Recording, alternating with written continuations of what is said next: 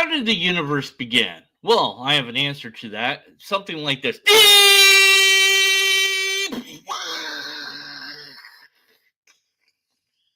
Converted man.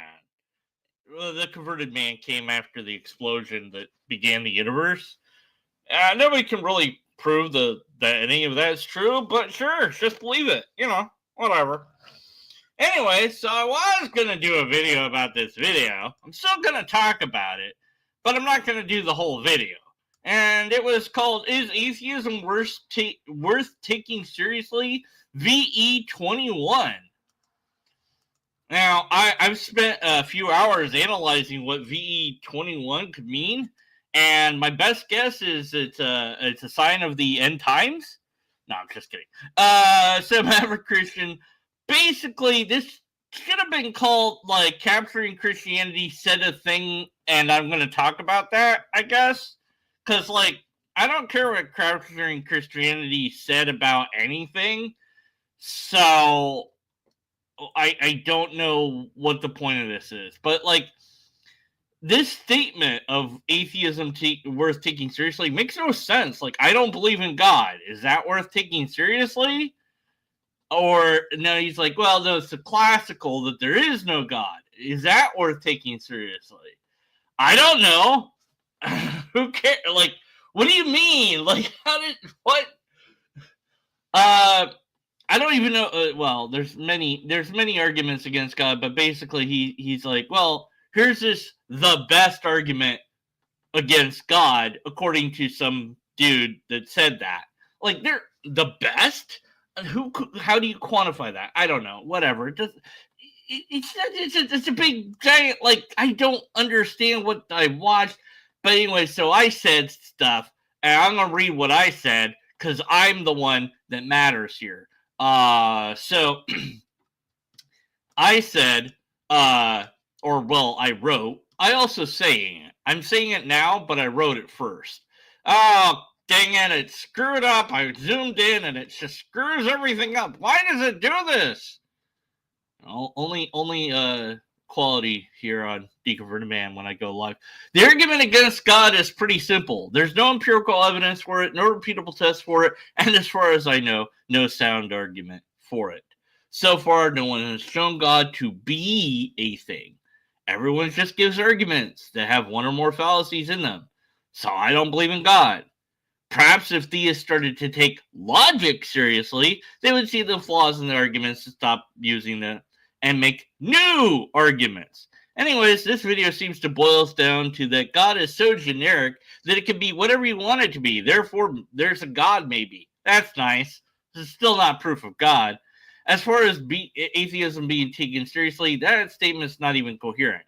I don't believe in God worth taking seriously. There is no God worth taking seriously. Weird. Anyway, I forgot to give myself a thumbs up. Got to give myself a thumbs up. All right, very important. All right, so, but I'm not going to do that video. I'm not going to talk more about that video, even though I kind of talked about it. That's not what I'm doing here. What I'm doing here is looking at this argument that he posted, and we're gonna cover that. By we, I mean me. I'm gonna cover it. But you can also cover it, like you can make your own video. I can't stop you from doing anything, really. So that's kind of terrifying. I can't stop you from it. Sorry. Okay. So yeah, let me clear my throat again, even though I did that at the beginning of this video. Dang nabbit, why? Why does my brain voice do this? Brain voice? What the hell am I doing? Hold on a second. Anyways, all right. Consider the following argument. Oh, good. Here we go. Premise one. Even though you didn't put P, I'm going to just say premise because it makes my brain not hurt. If God does not exist, then moral knowledge does not exist. Okay. So many problems there. Number two, or premise two, see, he did it. He broke my brain by having it not say P. Premise two, moral knowledge does exist, e.g., we know it's morally wrong to torture infants. Premise three, Wait, no, that's conclusion. So it's not 3, but he didn't write C, and therefore God exists. Okay, so look, okay, I can't. This is no, fix this. Why? Why would you write it this way? That's not how to write an argument. Okay, look, I gotta fix this. Okay, I have to. I can't look at it this way. It hurts. It pains me to see this and at all. And you know, we need it to not be written this way, because then it's not valid, because the structure is invalid. And if it's not valid, then it doesn't. Then it's done. You're done. Okay. So here, there. I fixed it. That's how it should look. Okay. This is how you're it is broken. We'll get to that, but at least this would be fine. Write it like that. That's how you write your argument. Okay? All right. Now that I fixed it, let's go over this. So, first and foremost, this is a hypothetical syllogism. So it's an HS. It's an HS because of the term if here. So you could just say, yeah, I don't care. It's an if. So whatever, because it's an if, I don't care. And that's it. I just reject this part in full. And that's it. Your argument fails to convince me or anyone else. And so hypothetical syllogisms are considered to be the weakest type of arguments because they're hypothetical. Somebody could just say, well, I don't care if this, if that, if the sky was purple, then the sky would be purple, but it's not. So who cares? And fair enough. You can just dismiss hypothetical syllogisms in full, but they're still interesting and still worth analyzing. All right. So I'm going to do that. All right. That's what I'm going to do. I'm going to analyze this. And I could also read what he wrote, but first I'm going to analyze the argument on its own merits. And yeah, okay, so let's break this down. I'll move everything over. So if X is not, then Z is not. Z is, therefore X is true. Okay, so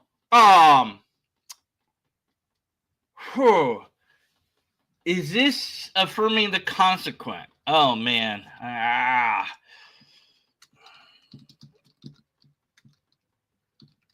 Let's see.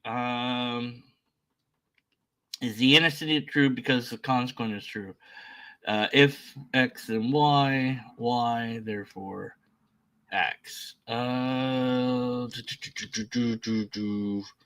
me just check that. And every now and then, even though in my it makes sense in my head, I have to make sure that my logic's working. Let's see. Yeah.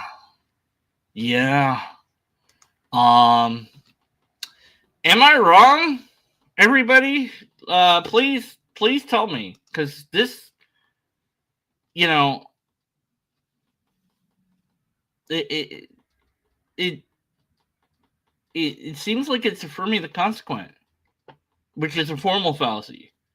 So, you know, if X and Y, therefore X. So, if X isn't, then Z isn't, but Z is, so X is.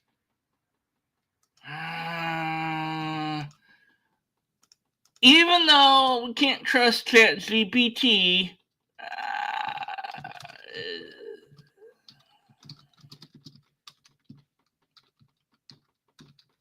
it's the only thing I know that can. Wait, no, is it? No. If P, then Q, therefore P. No, but it's going backwards, isn't it? If P then Q, not Q.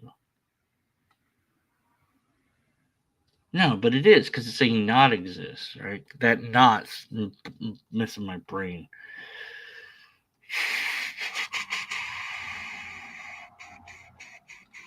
Okay, maybe it's not. See, it looked like it on paper in my head. In my head, it looked like it's affirming the consequent. But after some thought about it, see, this is why I like analyzing arguments offline usually. But now you get to watch me do it live, which I'm sure is interesting.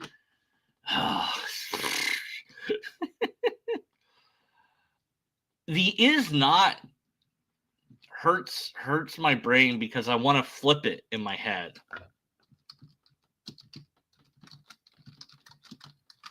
So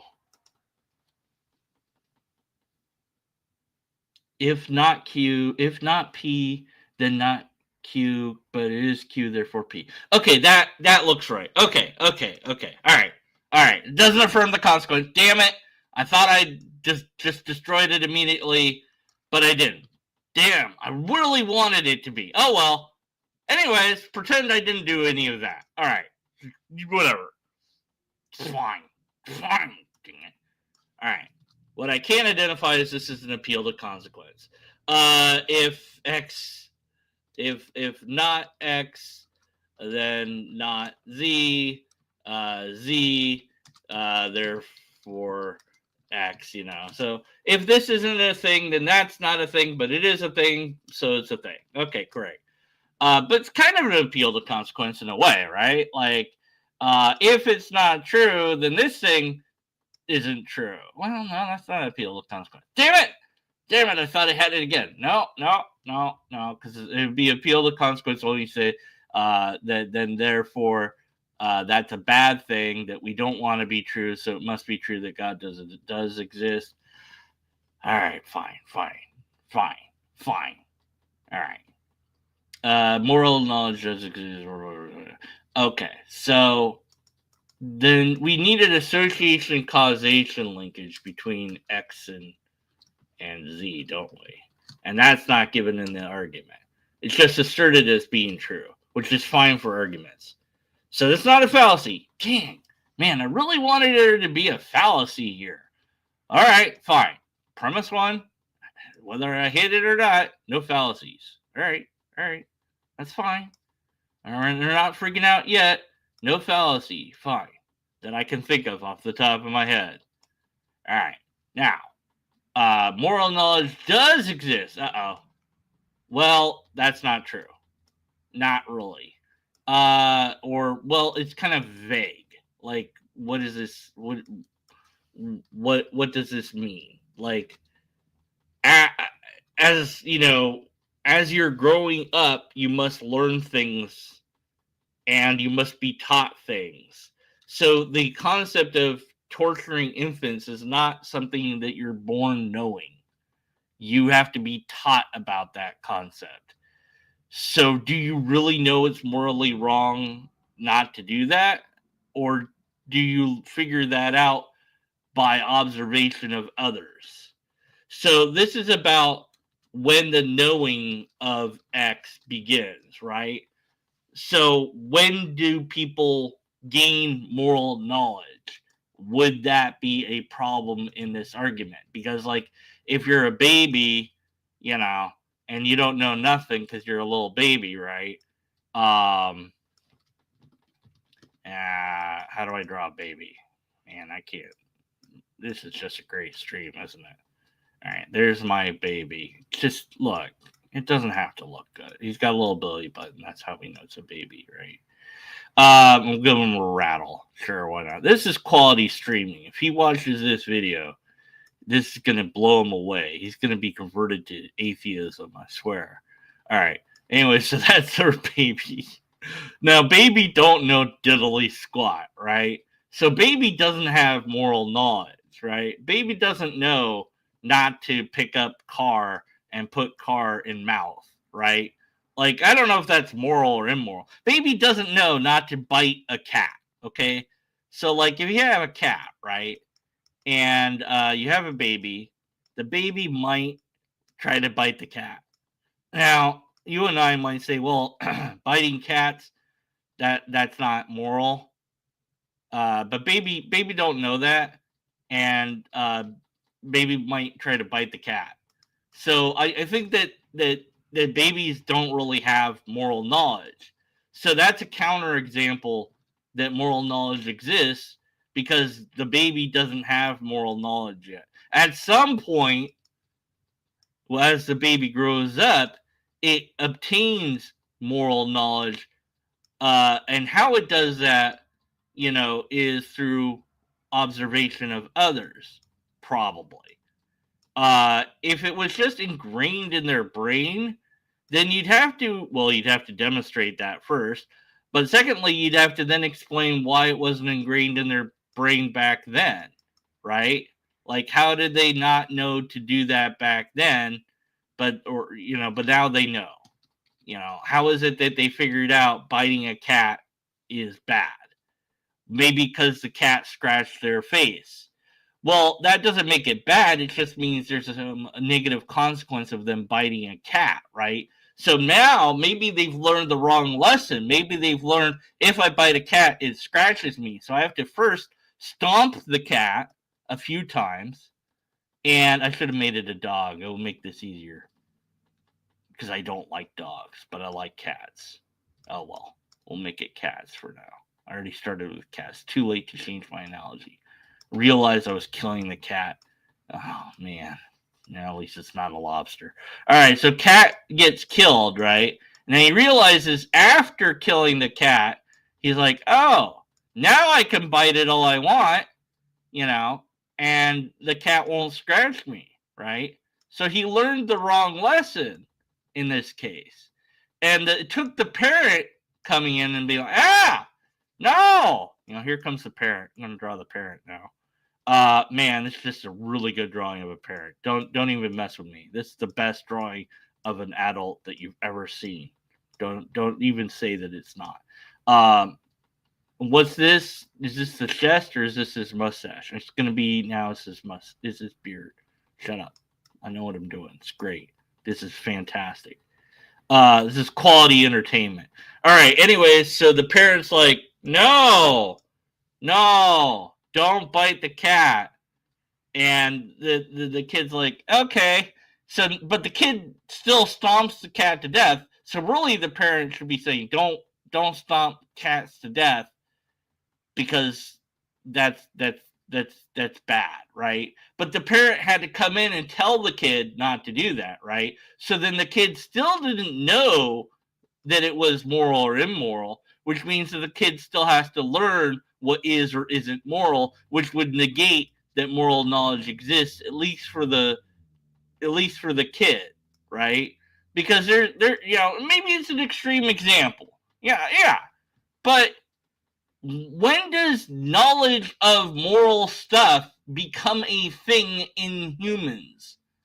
And that's the ambiguity. Like, as an adult, sure, I have knowledge about things that I call moral, but where that knowledge comes from, doesn't that matter? And when it manifests, doesn't that matter? And also the fact that moral knowledge only starts to exist at some given point in time, wouldn't that matter?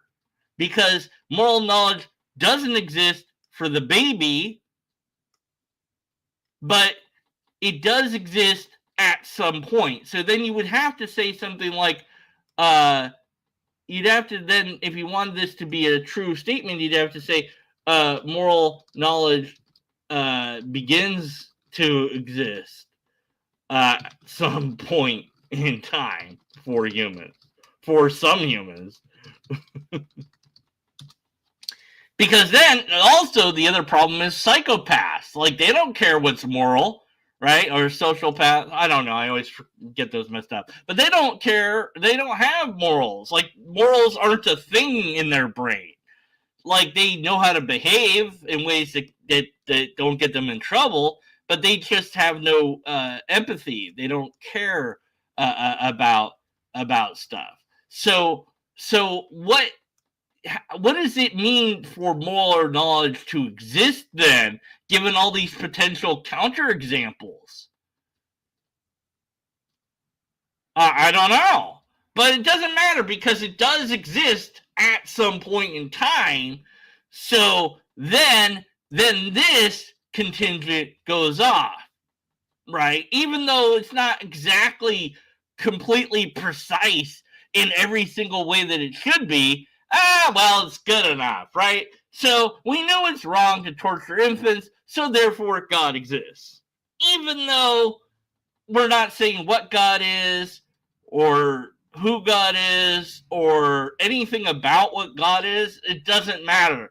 Because if this is true, if that's true, big if, because again, hypothetical syllogism, then this is true, then the other thing is true. But this is kind of true and not fully true. So P2 is kind of true. And that's not a fallacy per se, but I would dare say that being kind of true isn't a really good thing for your argument, you know?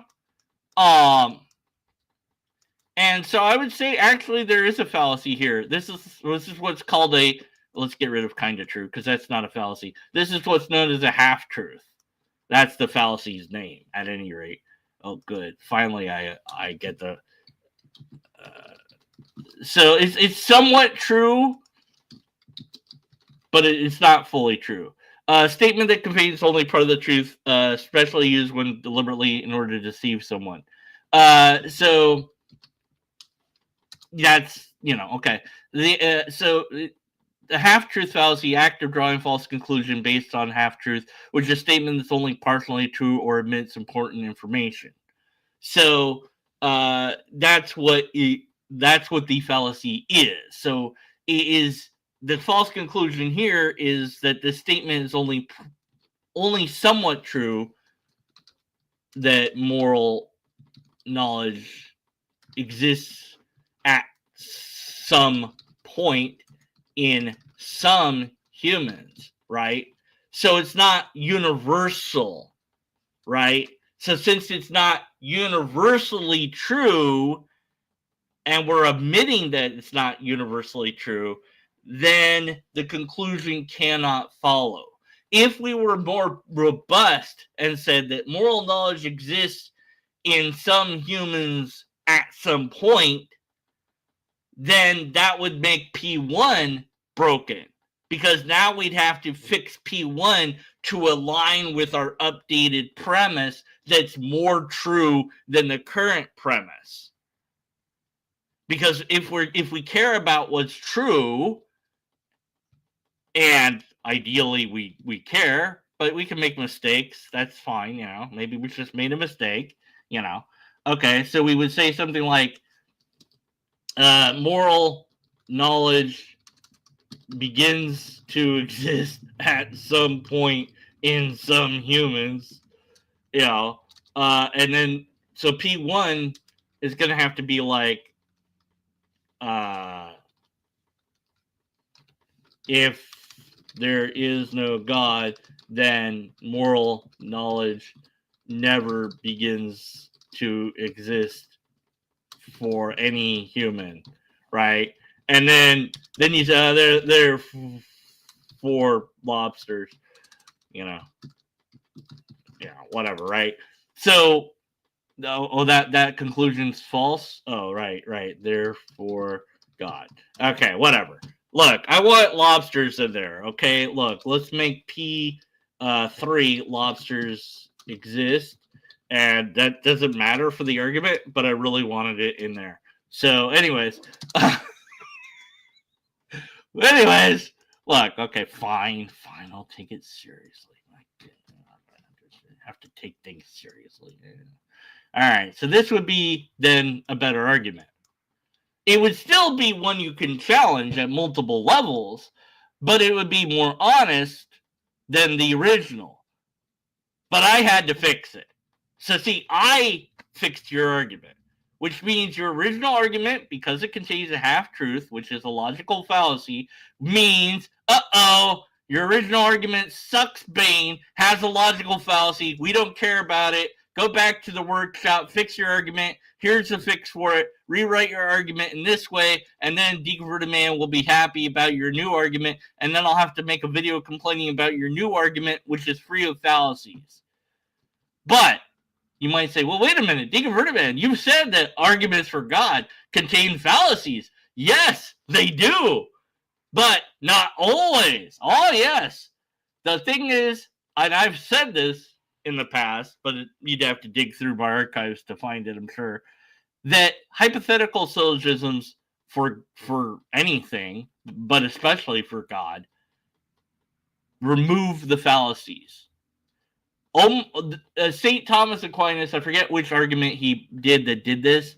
I'd have to look through them again. But one of them would be completely fixed if you put it as a hypothetical syllogism rather than a modus tollens or a modus ponens, whichever one it's in. The formatting doesn't work because it's not a hypothetical syllogism. But if you made it hypothetical syllogism, then the problems go away. So hypothetical syllogisms can be sound, but hypothetical syllogism is also easily tossed away because you say, well, the if part isn't true, and that's it. And you don't have, and you just go, you need to prove the if part is true. So he needs to prove that it's true that if God doesn't exist, then X is true, which is not shown to be. So because you haven't shown that to be, then you can't make that statement. At least not within an argument. You can only make it in a hypothetical. You can't make it in a... You can't just say... You can't get rid of if, in other words. So there you go. There's one logical fallacy in his current argument. Yes, he could change it to make it free of fallacies, but then it would just be a hypothetical, which you could just dismiss, and that would be the end of that. But we're not done, because I haven't been here for an hour, and usually my arguments / videos / whatever the fuck I'm doing now last for an hour. So I can't give you just this and be done. I got to keep going. So let's see what he wrote about the argument, and then I'll complain about that. Yeah. All right. So stand by. Oh, man. Man, this is great. This video that I'm making now, this is the best video I've ever made. This is my first video in 2025. Yeah, it's going great. How did your first video in 2025 go, Deconverted Man? Oh, I misidentified 2 logical fallacies. My throat had to be cleared. I couldn't remember anything, and then something got stuck in my eyeball and distracted me from what I was doing, and I was completely ignoring chat. It went perfectly well. That's how it went. Thanks for asking. By the way, hi everybody in chat. Nerdy wrote it, Captain Desk, Jackie. Oh, I see a James Amperson, a Scott Duke, Michael Art. Who the bleep is that? And who else? I don't know. Did I miss anybody? No, I missed nobody. And you're all still standing by. Okay, thank you, Nerdy Rodent. You're standing by. My only true friend who did what I said to do said that they're standing by. Nobody else wrote that they're standing by. Why? Why can't you all write? I'm standing by when I say to stand by. All right, no, you're all my friends. Maybe, I don't know. And I'm way off top. Get back to the video. Okay, fine. Jeez. Oh, all right. So, oh my God. You had to read. Below is how I would justify premise 1 in a nutshell. Oh, good. Cool. Certain actions are morally wrong, but moral wrongness is a curious property when you think about it. Okay. It's non-physical and empirically undetectable. Well, okay, we'll get into that in a bit. To illustrate what I mean by moral wrongness being empirically undetectable, imagine a moral nihilist. Okay, got it. So wouldn't a moral nihilist, by the way, negate that morals are a thing? Anyways, whatever. Who disbelieves in moral wrongness, and a moral realist who believes in moral wrongness. observe some jerk kicking a dog just for fun. Yeah, die, dog! Stomp it to death! Stomp it! Yes! Into the ground! Stupid dogs! I hate them! Oh, sorry. The dog whimpers in pain and runs away. Good. Both agree on all psychological and physical facts. The dog felt pain and suffered minor injury. The moral nihilist says, I don't think moral wrongness is associated with that action. The moral realist says, I think moral wrongness is associated with that action. There's no empirical way to determine who is right here. Both views agree on the same empirically observable facts. In that sense, moral wrongness is empirically undetectable. Okay, so he thinks it's empirically undetectable of what moral wrongness is. Okay, well, it depends what moral wrongness is. So, in the scenario provided, you have two people who see the same action but cannot say if it's moral or not. And the problem is, what is morals here? Morals are a behavior. So behavior in itself, we see the behavior. We see the person kicking the dog. That's the behavior. Is kicking the dog morally correct? Either it's morally correct or it's not, or it's neither. It's neutral. If there's no morals, then kicking the dog's just kicking the dog. Okay, so what is the morals that we're talking about? And that is the problem. Every society, every culture, every individual, to some degree, has their set of morals. Or in this case, in this particular scenario that he's presenting, which is entirely fictitious, but that doesn't matter. The person says, morals aren't even a thing. Okay. So it's not wrong to kick the dog morally, but there might be reasons not to kick the dog. Like socially speaking. Well, you'll get in trouble with somebody that owns the dog. Other people won't like you. There's laws against it. Whatever. Those sort of reasons why you might not kick the dog. But it's nothing to do with morals, because morals don't exist. But if that's true, then yeah, morals don't exist. If that's the case. So you want some way to empirically verify the morals in some way, shape, or form. But that depends entirely on what morals even are in the first place. The moral nihilist says morals aren't even a thing in the first place. So they couldn't be empirically verified. Whereas the moral realist is saying that morals are a thing. So then they would have to demonstrate that morals are a thing. But those people aren't engaging in this scenario. So what's going on? So we have to separate it. Are morals a thing that exists in reality? Well, certainly people behave in certain ways towards each other. That's empirically verifiable. That's what morals are. And what we call good or bad morals is subject to each individual and also the group in whole. As a society of humans, we agree on certain things, and that agreement makes that thing correct. And that's subjective, but damn, that's the way it is. That's how it be. So if we all agreed that kicking dogs was morally fine, then kicking dogs would be morally fine. And that would be true because we said it was true. And then it would be empirically observable that, yes, it is true that we decided that it was true. And so, yes, you could then empirically verify any given morals because you've tied it to the fact that morals are actions which can be viewed as improper by the society that said morals are a thing and decided what that moral was. So let's say in Sweden, they really just hate dogs for whatever reason. And in Sweden, the country and culture there is all about kicking dogs.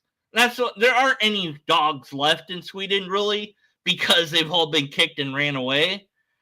But if you bring a dog to Sweden, it's going to get kicked because they view this as a moral good thing to do.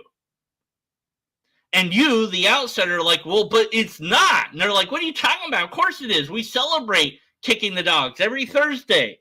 We have to import the dogs to kick them, but still, it's a thing we do. It's a national pastime. We love it. We watch it as a sport. Oh my God. It's terrible. But to them, they don't care. They all know. So in that society, you say, then it is empirically true that they all think kicking dogs is totally cool and amazing and awesome. And I can empirically verify that, yes, they do indeed believe that because, hey, look, they all believe that. So morals are empirically observable, depending on what you call morals. You can make morals be non-observable by defining them in some other way, and then you can claim that morals are not empirically observable. That works, but the problem here is he hasn't given us a definition of his idea of what morals are. So we'll see if he does that or not, but I don't know. So he says he doesn't seem to give us what morals are as a definition. Maybe he will later in the writing. I don't know. But so far, my complaint would be, I don't know what you mean by morals. And so you saying that it's undetectable, I've just shown that it is detectable depending on how you view morals in the first place. Which then makes your defense of morals being non-empirical go away. All right. So if moral wrongness is non-natural, okay, now I'm reading his thing. Sorry for anybody just listening to me and not watching the screen. I am now reading his stuff again. Okay. But maybe I should do a funny voice. Brent, if moral wrong... No, that's too annoying. That's horribly annoying. But, well, how about this? No, okay, let's just do me. All right. But if moral wrongness is non-natural and empirically undetectable, wait a minute. When did non-natural come into the picture? Now this is a new idea that you haven't talked about. Okay, so now I have another problem with your defense or justification is you haven't justified non-natural being a thing. Even if you didn't justify it being empirically undetectable either, in my view, because you didn't explain what morals are. So now you're introducing a new concept that you have not justified. Wow. Okay. How do we know about it? If it is non-natural and empirically undetectable, how do we know about it? I don't know. That's an interesting, weird, loaded question that you're asking. In practice, we rely on moral intuition. Okay. The theist could believe that God has moral knowledge. The theist could believe anything. And designed our cognitive faculties in such a way that when they're functioning properly, which is another concept you're now introducing, we intuit certain elementary moral truths. So, your explanation for why there are people that are moral nihilists is that they are not functioning properly? Is that what I'm to infer here? I mean, I'd have to. My counterexample, well, then the baby, they're not yet, their cognitive faculties aren't functioning properly yet because they haven't developed moral knowledge, but then that doesn't seem to be but babies seem to function that way. So they are functioning properly. So they're not functioning in a developed way. And you see the problems with your defense here? I hope he does. But who am I kidding? Is he listening to this video? He's not listening to this video / live stream. It's a live stream now. It will be a video later. Given atheism, however, this sentence makes no fucking sense. I'm sorry. I'm sorry, this sentence makes no sense. Given atheism, that's not a thing. Atheism isn't that sort of thing that you. Okay, even if I accept that your version of atheism means there is no God, given there is no God is still not a sentence that makes sense. Anyways, whatever. Even if atheistic evolution, what the fuck is atheistic evolution? There is no God evolution. That makes no damn sense. That makes no sense. There is no atheistic anything, but there's definitely not an atheistic evolution. So you've lost me at this point. I don't know what the hell you're talking about anymore. I have no idea what you are speaking about. I know that there's biological evolution via natural selection. I know that. But I don't know what atheistic evolution is, or who proposed it, or how that works. So I have no idea what you're talking about. But I can infer that you mean evolution that's just by natural processes. I don't know if that's correct, because I have to infer that. I have to speculate what you mean, making this a bad explanation. So, forget about it being atheistic. Just say, even if evolution resulted us in having true moral beliefs, we wouldn't know those beliefs to be true despite having intuitions of morality's existence. Why? Because bearing the supernatural, non-physical moral wrongness is casually inert, like the balls. My balls are inert, but they still make a difference because they're in the other pants pocket. Sorry, I'm going into the balls being inert now. You got me thinking about memes. Now I have to play that clip so people will be like, hey, one deconverted man went off on that tangent about balls being inert. What the hell was he talking about? Oh, I'm talking about this. Shit, I'm not even playing the video on the screen. Wait, this makes sense. Just trust me on it. Radar. Oh, I had it, but then I gave it to Piccolo, right? Yes, that's right. But I think it's in my other pants pocket. Only, it doesn't make a bit of difference, guys. 10 days gone, remember? The balls are inert. The balls are inert. All right. Yeah. There you go. He said the thing. He said the thing. See, I told you he said the thing. And, all right. Back to this. All right. Our brains would give us the same intuitions of moral wrongness existing regardless of whether moral wrongness existed, and this seems to undercut such intuition for properly justifying our belief in morality. We would not thus have moral knowledge. All right, so because moral wrongness would be casually inert, and then somebody smarter than me has to cover this part of this statement. What's his face? He was just here. He was in here. Where did he go? James Apperson. Okay. James Apperson. He's smarter than me. Well, I don't know if he's smarter than me. He sounds cooler than I do. Okay. James Apperson. I challenge you. This is the new YouTube Atheist Challenge. I will name the next person that has to cover this argument or that he's making, and then they have to do it, and then we'll donate $1 to charity or something. Yeah, I'll be like that ice challenge. Remember the ice water challenge? You dump water on your head, except in this case, you read this and complain about it, and then you mention somebody, and then they have to do it. Now, if James doesn't cover this, then the challenge dies, and it will be his fault. So therefore, you have to post, hey, James, you failed deconverted that. And he'll be like, shut up. I don't care. What are you talking about? Leave me alone. What? Why are you saying this?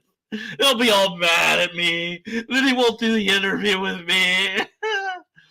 So don't do that. Don't do any of that. And we're back to the video. Okay. I don't understand what any of this means. I really don't. I have no idea. Casually inert. What the fuck? causally inert. So if moral beliefs were natural, then they're inert, and then we have intuitions, but we don't know if those intuitions are correct because just we don't, I guess. Whatever. It doesn't really explain anything. I'm just moving on. More analogy. Good. Thank God for more analogy. To illustrate with analogy, suppose a cyborg knows she has a metal detecting implant installed in her brain that's designed so that when a widget is in her hand, the implant delivers a strong intuition that the widget contains metal if and only if it contains metal. Suppose, however, the metal detecting implant later malfunctions such that it would deliver the intuition that the widget contains metal regardless of whether the widget contained metal. Then, if the widget in her hand did contain metal and she believed it contained metal on the basis of her intuition, her belief wouldn't count as knowledge. Moreover, if she learned that the metal detecting implant would give her the intuition that the widget contains metal regardless of whether the widget contained metal, she would no longer have adequate grounds to believe the widget contained metal. Similarly, if we have the same intuition of moral wrongness existing whether moral wrongness existed, we would not be properly justified in believing in moral wrongness on the basis of that intuition. Oh, I perfectly understand everything that you wrote. I actually did. Oh my God, it's a miracle. And you might be saying, deconverted, man. Come on. Don't be lying to me. You didn't understand a goddamn thing the guy said.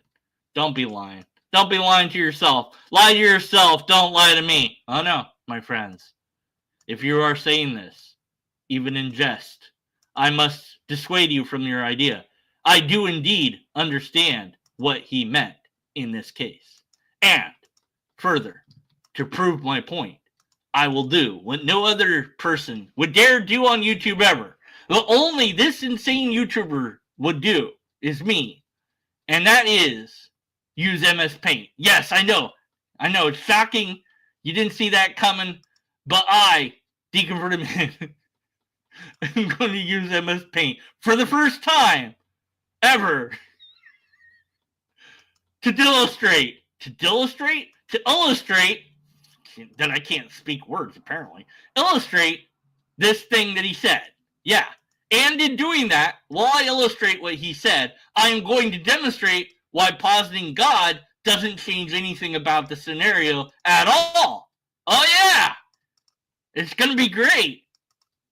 And you might be saying, well, that's fine. You talk a big talk. Why are you saying all this? And I'll be like, because I'm drawing. That's why. Okay, here we go. All right, here we go. We've got a robot. Yes!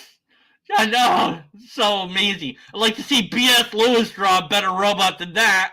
I'm amazing. I'm putting B.S. Lewis out of work with my drawings. I told him to illustrate my dream that I had, but he probably won't because it's so insane. No human should ever do it. Okay, anyways. Just say things. I just say things sometimes. Don't worry about it.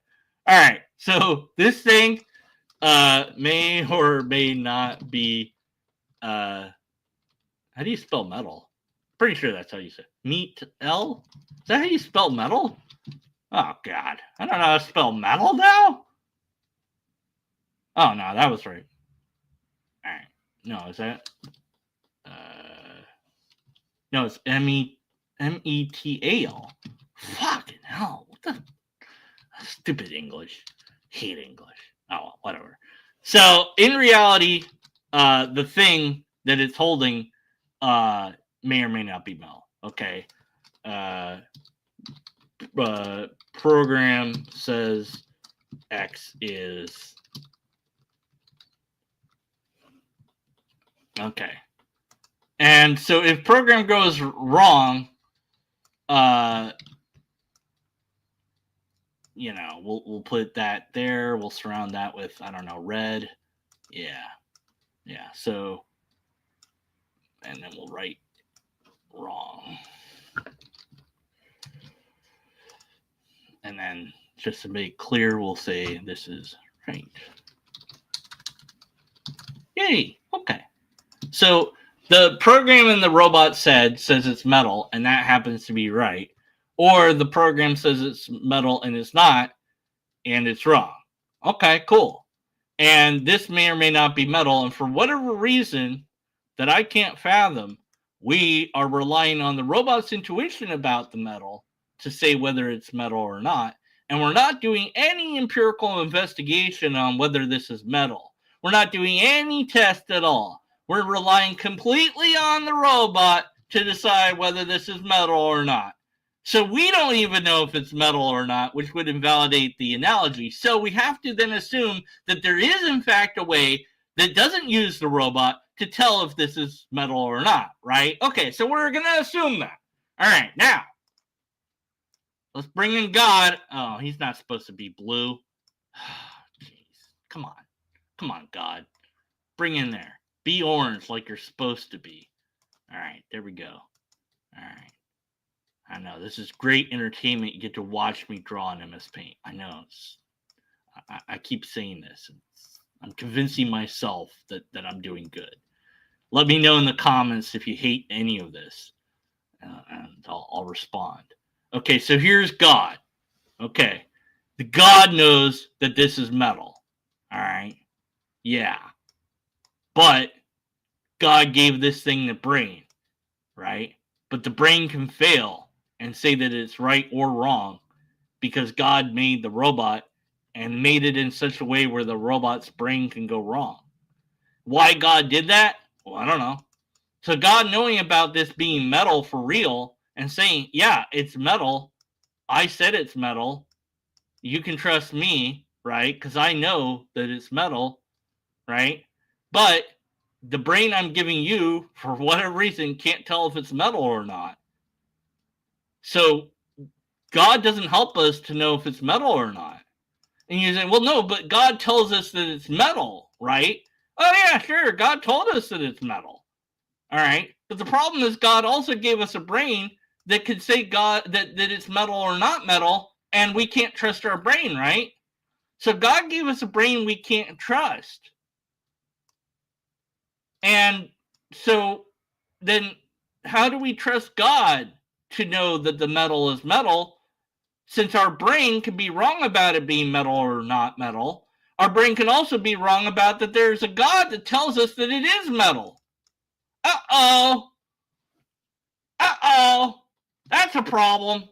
I'm saving this. I'm selling it for $1 million. $1 million. $1 million. You can buy that painting from me. All right, so my friends that are listening, the point is, I don't think that this was a defense of his argument. Not only was it a non-defense of his argument, I think his argument is just bad.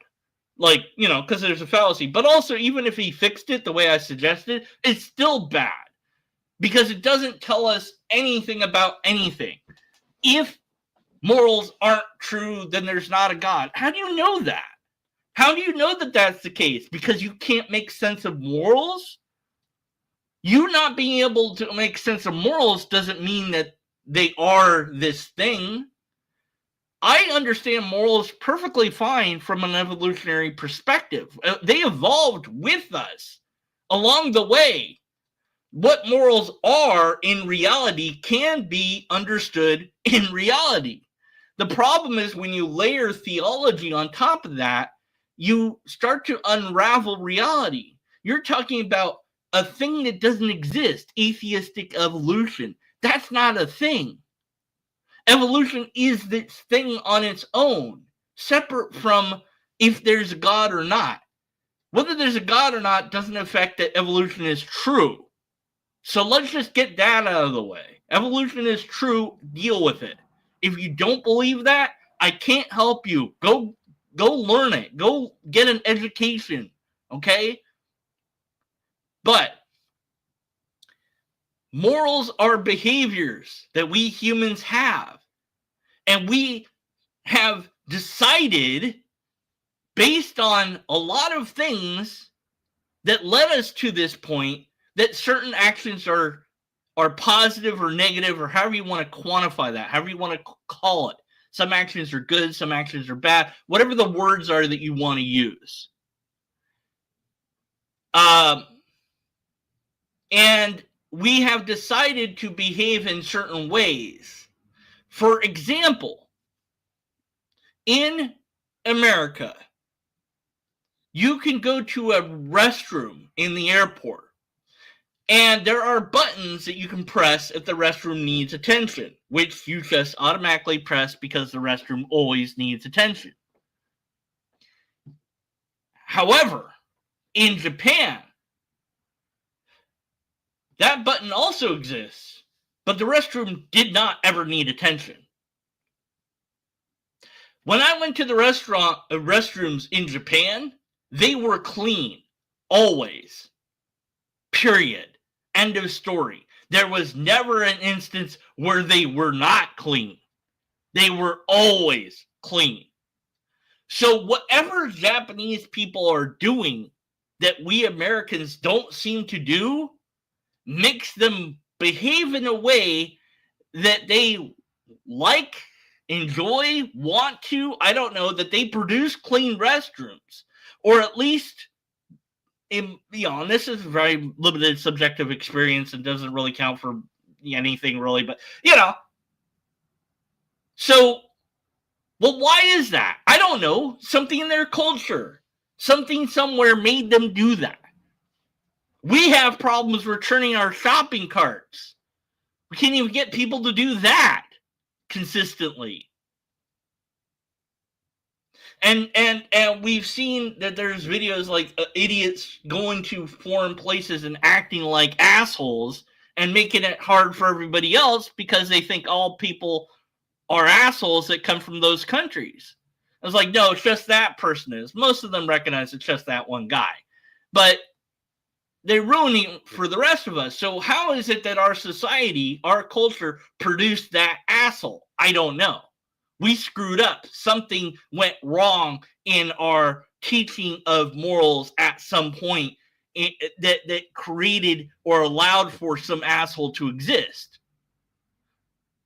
Because we don't see Japanese people coming over and being assholes over here. But we see Americans going over to Japan and being assholes. So what happened? Why is there that difference? Well, there's something about society that makes that. I don't know what that is. It's a complicated thing.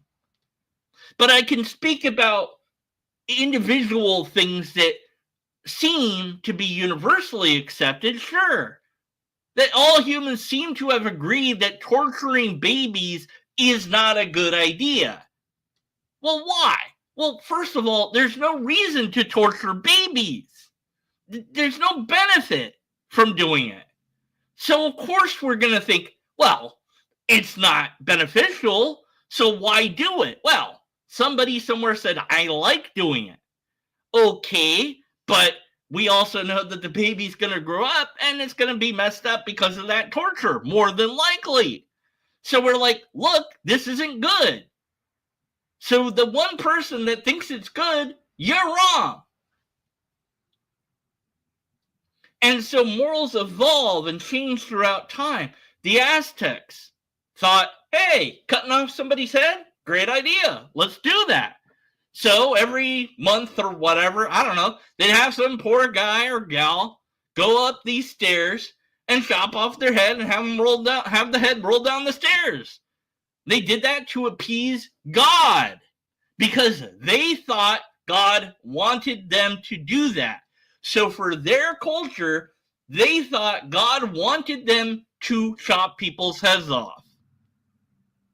Well, their culture don't exist no more. Now, is it because they thought chopping heads off was fine? Maybe. Maybe that's why their culture failed. Or maybe there's other reasons why it failed. But that moral doesn't seem to exist anywhere else anymore. So it seems to me that our evolutionary process as a collective whole of humanity has decided chopping heads off, even if you think it's God telling you to do it, isn't a thing that you should do. And let's not do that anymore. At least some religions have said that that's a bad thing. Others might still think it's a good thing, depending on a variety of situational things that make it okay. But by and large, we've all kind of agreed, let's not do that. Unfortunately, we still have theists that think their God told them that it's perfectly acceptable to throw gay people off buildings. That's fine in Islam. Perfectly fine. If you're a gay person, expect to be thrown off of a building if you are in a Muslim-controlled region where Sharia law is rampant. Now, not all Muslims do this, but, well, if they want Sharia law to exist and they put Sharia law into effect, then they'll be able to do that.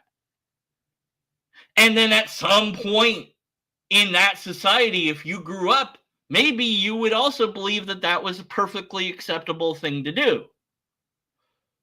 And that's the argument that many theists bring up, although they use Hitler instead. Well, what if Hitler had won? Somebody might believe that what he's promoting is true. Yeah, they might. And the problem is when you have an unquestionable source of morals that says, I'm right, this is how things are, and you're not allowed to question that, then it's a problem. It's a problem because you can't question it. In the case of a dictator like Hitler or whatever, or in the case where the law permits throwing gay people off buildings, you have an unquestioned thing. You can't question Allah. Allah said that this was perfectly acceptable. You can't question God. Whatever God says is, that's it. Well, who decides what God says? And that's the problem, is with divine command theory, whoever decided what God said, you now have an unchallengeable position of what moral is. If God says kicking dogs is good, then you better go kick some dogs. And I don't know that that may or may not make morals be objective if there's a God. But it certainly doesn't help us poor humans who have to try to figure out which God said what, when, and how, and in what way, and what they meant. And for whatever stupid reason, all the gods that have been proposed by humans remain silent on this issue. Hey God, what is moral? Hello? I'm directing that to God right now. Can you tell my audience and me out loud? I've got a microphone. It will be picked up. Silence. Who wrote the Bible? Bunch of people. Did God do it? Not as far as I can tell. Has God ever interacted with any human ever? Not as far as I can tell. But people love to say that God did and that God told them what is good and bad. And you better believe me because God said it and you can't question God. And I say, no. The non-questioning part, that's the problem. We have to be able to question it to find out if it's a good idea in the first place. So maybe morals are subjective. Oh, well, sucks to be us. We have to figure out what is good or bad and in what way and to what degree for humanity. And we've been trying to figure this out for eons. And however long we humans keep existing, we're still going to be figuring this out as we go along. And there's no God to help us at all. It's just us trying to figure it out. At least that's what I can observe to be the case. But you guys, girls, robots, etc. out there, let me know. What do you think about his argument? What do you think about my argument? What do you think about the robot who can't identify metal? What do you think about anything at all? I don't know. Let me know in the comments of this video once it becomes a video. Right now, you're all in the chat, and you're all doing that. That's great, and I love you for that, but YouTube doesn't care about the police comment. Okay, none of you are going to do it. I know. I do it. I have to do it. All right. Anyway, so that's it. That's all we've got for now. And, what else? Great guest showed up at the end. And you know, they were in chat, so I mentioned them. So I mentioned everybody that was in chat. I'm pretty sure. And if I missed your name, let me know in the comments, and I'll yell your name in the next video. And will this guy respond to this video? I don't know. Hey, I made a video about your argument. Check it out. It contains the best artwork ever. All right, left that comment under his thing, and you can post like, hey, check out Deco Verman's thing, and then he'll check it out maybe, and then he'll respond to this video, and he'll get to this part while I'm talking about this, and then I'm gonna be like, hey, Maverick, if you're listening to me, hi, how's it going? Hope it's going well. And then you'll be like, oh, I got to respond to that too? And I'll be like, yes, but I want you to write the following. My nose exploded and turned into a cat. It doesn't matter why. Just do it. All right. So if he listens to me, that's what he's going to comment on this video. Thanks for watching. Until next time, be skeptical. And after that, stay skeptical. All right. What? Weak sauce? What are you talking about, weak sauce? I will send the lobsters after you. What? You don't think that ending was amazing? That was the most brilliant ending I've ever had. I will. The lobsters are going to get Greg S. Greg S is now... Next time you won't see Greg S because he'll be eaten by the lobsters. What? End the video? No, but I'm not done yelling at Greg S. All right. Maybe Greg S was saying that weak sauce about the other guy. I'll just pretend that. It wasn't about me. I'm awesome. All right, now I can end the video. Until next time, be a lobster. Wait, no, that's not the ending. Oh, no! No, you know!